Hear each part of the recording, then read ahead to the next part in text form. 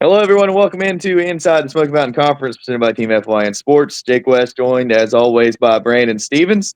Brandon, we are about to hit week 6. We have 1 week of conference play under our belt. After this week, every team in the conference will have played a conference game.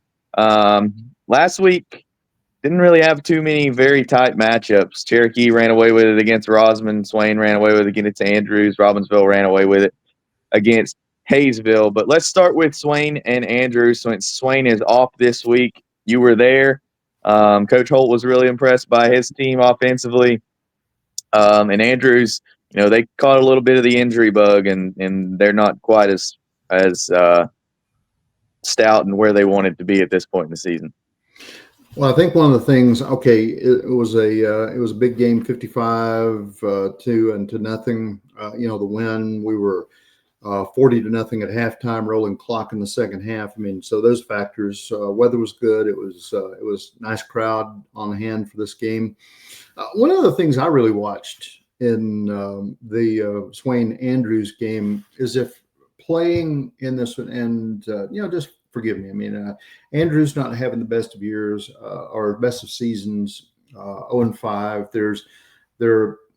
Their numbers create a fragility in the team. If you lose a player, which I believe they have, reports are that there's broken collarbone, a couple of people banged up from this game, and Andrews doesn't need that. That tears away the fabric of the strength of Andrews. But it was a tough game for Andrews. This is, they've been struggling all season. And so in this game, with that said, and I don't really want to say anything pejorative or, demean Andrews, but this is a game like, obviously it was going to be a Swain win. But I watched mistakes, flags, penalties, that sort of thing. It was really almost like a flawless football game. And for a couple of the other things, you can say, oh, well, Zeke Glaspie had, a bajillion million yards. Drew Cody, threw the ball and hit the moon. Those things happened. But what I was really paying attention, one, for a great period of time in the first half, Swain County had no first downs. They didn't need first downs. They were usually hitting the end zone second, third, maybe the fourth play, and no need to move the sticks. That was impressive. They really held Andrews back behind the 50-yard line. I don't recall, maybe there was two times that Andrews crossed mid-pitch. This was a good exercise in Swain, because it's Andrews, real team. They'll hit you, they'll bust you. I mean, they're coming after you. They want to win just like everybody else. So Swain did its work, and we're able to rotate in some people. But through the entire first half, this was a really good demonstration. And sure, I think some people are in Swain County are beginning to say, yeah, Swain County is coming back. And we can, they're really confident going into about any game. The big thing here is that now with a good head of steam, you beat Mountain Heritage, and you had a really good game against Andrews. Well, now you got a week off, and just looking at some of the players and coaches that were around, visited with Coach Holt yesterday, and it's like, well, where do we go? We're going to go to Robbinsville and watch Robbinsville play Andrews. We know what Andrews does. We don't need to worry about them anymore. Or do we go to the Murphy Cherokee game? Robbinsville's their next opponent. So that bye week, can be a good thing, to heal, get some people back. But Swain's, they're doing well. I mean, they just need to keep the momentum going. But that's my spiel on Andrews. It was an impressive night to see Swain County and get that feeling and spirit rolling back into Bryson City. Yeah, I mean, this was a a big win for Swain County, especially when you think about last year. They lost that game. This was a far cry from the 2-0 loss they had on a safety last year in Valleytown in Andrews. They come and right that wrong. But Andrews back on the road this week. They head to Robbinsville for homecoming at the Big Oaks. Robbinsville 6-3 or 9-6, something like that. Heading into halftime last week against Hayesville, but they come out and really just put their foot on the gas and ran away with that game. The most impressive 6-3. Then they scored 9 points in the third quarter, 14 points in the fourth quarter. Outscored them 22-0 22-7 in the second half. So really ran away with it. One of the things that I wanted to talk about in this game, you got your Smoky Mountain Conference leading rusher in Trey Graves, candidate for back of the year. Robbinsville bottled him up, 17 carries for 55 yards, 3.2 yards per carry. They did hit McGaha did hit a long pass to Ben Bethel for 65-yard touchdown that came in the fourth. Bethel had 3 catches for 103 yards. Hayesville's best game through the air by far, but Robbinsville, on the other hand, a pretty good job of spreading the ball around. Luke Lovin ran the ball a couple times. Isaac T. Stesky had 3 touchdowns. Benton Gibby had a score. Benton Gibby is going to be a force to be reckoned with in the next couple years. Isaac Collins, 16 carries. He had the bulk of the workload, 103 yards, almost 7 yards per carry. And then Luke Lovin was 3 for 8 through the air, 44 yards. Just moved the ball when he needed to. But yeah, Robbinsville really good in the trenches. They flexed their muscle for sure in this one, and were able to run Hayesville out of the Big Oaks. Yeah, and did it well. I mean, obviously, still the big thing that is taking you there is rushing. You know, but I always like it when a team can develop that diversity to air it out. Yeah, maybe not so many passes. What was it? I'm seeing 3 passes for about 44 yards. But because as you get down and start playing like a Swain County, if you're Robbinsville, you're going to play Swain County next week, and on the schedule pretty soon you're going to play Murphy, and trying to get through some of the holes and hit the A, B, and C gaps. That's tough against those teams, and so having some way to either do jet sweeps, get those bubble and slip screens out to the right side to move the ball. I think that's going to be a real big importance. What do you think? Because this is, I mean, to get it. I mean, I'm not saying like you got to go. Robbinsville needs to go totally to the passing game or anything like that, but you better have some options to make that. And I think probably Lucas Ford. The one thing I'm looking for him is to develop that diversity and flexibility to be able to move the team. And if they do that, Robbinsville's going to come up. They've had a couple of bumps through the season, but I think that give them the right mindset. Robbinsville's not out of anything. This is a good football team, but it's I real quickly as far as the game, if they do things well, if they kind of follow that same pattern that Swain County did last week, no mistakes, make sure, and just really come out and light it up. I'm thinking Robbinsville 49-0.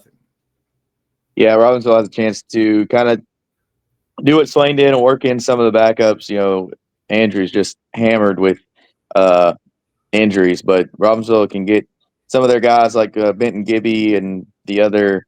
Benton is a starter and a wreaks havoc on defense, but he doesn't. His touches are limited behind Isaac and Isaac, but be a good chance for Robbinsville to rest those guys. Hopefully going into halftime, but should be a good homecoming night under the Big Oaks. So the big ball gowns and Oh everything. yeah. We're going to see that on Friday night. Oh yeah. Cool. Yeah. We saw homecoming. Let me just real quick, just Lexi Aldridge, congratulations, homecoming queen at Swain County. So there you go. Put a little shout out to the homecoming queens. That's one of the reasons you go to football. There you go. So Cherokee kind of did the same thing to Rosman, 40-6 victory. Rosman scored in the fourth quarter. Panther was 7 for 11, very efficient. One touchdown through the air. Biggest thing on the ground, Kingston Welch had 4 rushing touchdowns, 15 carries, 175 yards, 12 yards per carry. Cherokee, I mean, that's what they need to do. They need to find their number one back to complement Dawson Panthers' passing game and feed somebody in the backfield and get the ball on the ground a little bit. But Rosman moves to 2-3 on the year. They've got Hayesville coming down the barrel. Let's talk about the Hayesville Rosman game first, and then we'll talk about Murphy and Cherokee. But Rosman and Hayesville, it's at Rosman, so Hayesville will have to make the trip. But what do you see happening there? Well, all right. I want to look at it through the lens of Rosman for a few seconds. Obviously, it's going to be your home game, and the big money plays, the things that take you there if you're a Rosman Tiger is basically the rush. I mean, look at Ronaldo, Gainey, Dotson, some of those guys. The ball is moving on the ground, and it has fairly effectively. The passing game is not there. So if you're going to try to, again, you're playing a tough team. Hayesville is not going to go to Rosman and say, well, boy, I'm tired of traveling US 64 or however you get there to Rosman, and I just don't feel like playing football. I mean, you're gonna see Hayesville come out and claw and scratch and bite and bust you in the mouth too. They're not going to let anybody into the holes. Could be a tough night for Brian Ronaldo, Zeke Gainey, and Cleveland Dodson. That's who they're going to go toward. This one, although I think that Rosman probably could put a few points on the board. Trey Graves burning it up. Still impressed with that guy. He's singular the guy, but the Rosman is going to get belted around like you mentioned. Ben Bethel, I like. Seeing a few numbers every once in a while, Will Brown, and I only remember Colton Brugers because I think of a Brugers bagel, but in this sense, those guys, this is a tough defense. So if you're Rosman, you're going to depend on a rush. Probably again, you're going to hit the corners, try to get the Jets, but you're going to need a pass somewhere. There's going to be a little magic that's needed, but I think Hayesville walks away with this one definitely. And I may even be conservative on this, but 36-7. I think Rosman will probably get on the board, but this is definitely going to be a Hayesville game. Yeah, they both have a common opponent in Copper Basin. Hayesville beat Copper Basin 41-8. Rosman beat Copper Basin 26-14. So there's some discrepancy in the scoring there against the common opponent, but I do think that Rosman gets a couple points on the board, and we could look back and see like a 35-14 with Rosman getting a late score to make it look closer than it really is. But good game for Hayesville to get back on track after their game last week against Robbinsville. But last game coming down the barrel this week is Murphy is back after their bye week. They will head to Cherokee. So, talking about, I think you hit a few good points earlier. Kingston Welch, that's one to watch. I think this is going to be one where really Murphy's going to roll into Quala Boundary, and they're going to see a really hyped up, pepped up football team. I haven't heard of any injuries or anything that's really bringing some folks down. The playmakers, some of the stars, like you say, when it comes to passing, this is Cherokee's beginning to be a little more balanced with rush versus your passing game and airing things out. Dawson Panther, impressed with him because he's one, I've watched him grow up. Number two, he's last year he was a little skittish. I think Cherokee had burnt through a few quarterbacks.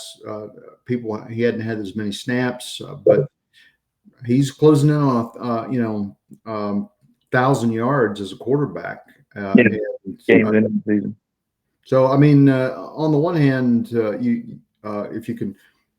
if you're Murphy and you can stop Kingston Welch and you can go back and hurry Dawson Panther, you see a Brody Orton or a Landon Lape or Jude Pinkerton or some of the Dalton Farmer jump into the backfield. Camden Brazil will be striking.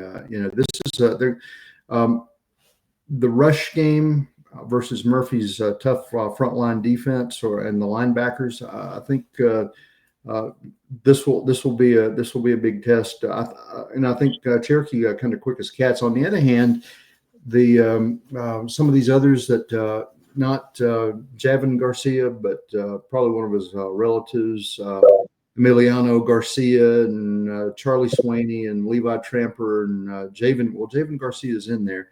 For leading some tackles. This will be a tough. Last year when we were seeing Cherokee and Murphy at Murphy, it got a little chippy, and that's one of the things you probably will see this coming weekend, Friday night. Brady Grant again, if he can get some things together, get the passes connected. I've talked to Cameron Clem. He had an injury over at AC Reynolds a couple of weeks ago when Murphy was going in with that last conference game and waiting for the bye week. Everybody thought he had broke his leg, but not so. And I believe he came out of the boot. But whether he plays, still Blake Davis, he's leading the pack with rushing. Ryan Payne still the threat from for passing. So it's Murphy probably is the favored contender here. My guess 35-12 if Murphy's defense throws the house at Cherokee like they did last year. And by the way, last year 35-6 in 2024. Yeah, that's.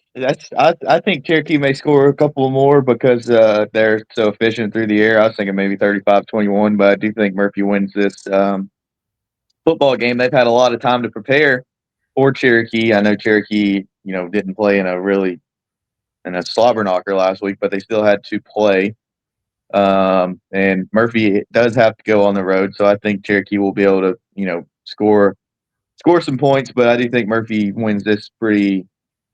I think they handle this one all the way through. But I am impressed with Cherokee. I think Panthers probably, he's got a bright future ahead of him because he's just a junior. He's a junior, and yeah. And let's see, and for Murphy, stepping away, you get your first conference home game. You'll take on Rosman next week, and then Robbinsville. So you need this one to begin the conference. Establish your foothold. I mean, because of the records, Murphy's 7th in the conference, but let's wait and see here what happens. I think again, I stand with 35-12, and the bigger piece here, if Murphy can show that good balance, get a couple of passing touchdowns, get a couple of good rushing touchdowns. The bigger thing here too, I would caution you to watch is check out Dalton Farmer, Anthony Catuto, and a couple of those others. Uh, the bigger thing would be to exercise for Murphy, your defense, get a pick, and maybe a pick six, but that would just add the icing to the cake. Whether that happens, let's go to Cherokee and see what happens. One more thing to watch out for in this game. Like you mentioned, Murphy needs to try to move the ball through the air. This is kind of the battle of two top quarterbacks in the Smoky Mountain Conference. Panther and Grant are 1-2 as far as passing yards are concerned. Panther has another game under his belt than Grant does with the bye week, but yeah, it will be interesting to see how these two teams choose to duel it out, especially with Murphy. You don't know Clem's status up in the air. You don't know if they're going to have to rely on Grant's arm a little bit more. Panther's going to sling it, so it should be fun to watch. It's going to be a game that's probably not going to look like a Smoky Mountain Conference football game with as many passes as we see thrown in this game. Well, one you said just to drop back to the rushing game for just a second. And Cameron Clem is I'd want if I were a coach in this conference, I'd want him on my team. Definitely, he's probably one of the best running backs that you'll find. But the cool thing about Murphy is that it has next man up capabilities, and like I was saying, Blake Davis and a couple others to step in. On the other hand, if you're coming from a Cherokee side of things, Javen Garcia and Jonathan, again, I sound like a broken record. We were expecting Jonathan Saylor to be the quarterback. Man, he's lighting it up. I mean, it's not gaudy figures out there, but where he's gotten some receptions, good things are happening. I don't care if you have one or two receptions in a season, but if you run a 99-yard touchdown, I mean, that's money. And I think the receivers, again, if Dawson Panther can dial that in, I think that's going to really build up. All eyes. I mean, if I was Murphy, I'd be dialing in and taking out Kingston Welch and obviously hurting the quarterback. But on the flip side, I think Cherokee's going to try to do the same thing. Bust a few mouths and get back there to Brady Grant. And Grant, in the last few games, just watching him from the AC Reynolds game, which was a tough game, just he shifts, he moves, and it suddenly becomes a little tough for the line to start adjusting, and he finds himself in some trouble spots. So a couple too many times in the last few games, Grant's coming close to some intentional grounding. Let's just looking at him. This is a game where you need to build and get that stability to protect the quarterback and get him into the pocket and get the playoff. We're seeing too much of that for the Murphy Bulldogs. That's one little piece I would I'd throw the house at one part of the line and go after Brady, but. Again, he's one of the faster student athletes at Murphy High School. I mean, he can probably throw a pass and run out and catch it himself. He's pretty quick. But here in the last couple of games, the one thing I don't like is that we've just watched this shifting business in the back. I want him to be able to have that ability to throw the ball out there. If I'm put on my Cherokee hat, I'm wanting to say, but it's both quarterbacks. I really like how they're moving, and I want to see Dawson Panther light it up and make a good foothold in this season and have a great senior year. All right, that's it for us this week. We'll be back same time, same place next week. Thanks, Brandon, for joining, and thanks everybody for watching.